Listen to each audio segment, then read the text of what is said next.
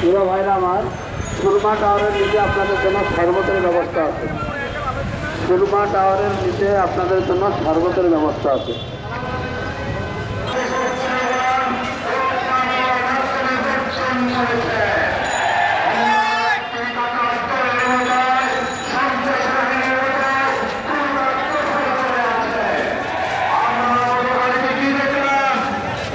সন্ত্রাসীরা তাদের মন্দিরকে আগুন দিয়েছে।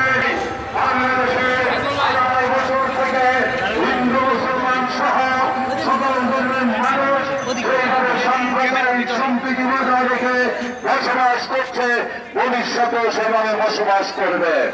কিন্তু মন্দিরে আগুন দিয়েছে কে, সেটা তদন্ত না করেন 2 জন শ্রমিককে হত্যা করা হয়েছে। মসজিদে এসে হরেরাম স্লোগান দেওয়া হয়েছে, ভাঙচুর করা হয়েছে।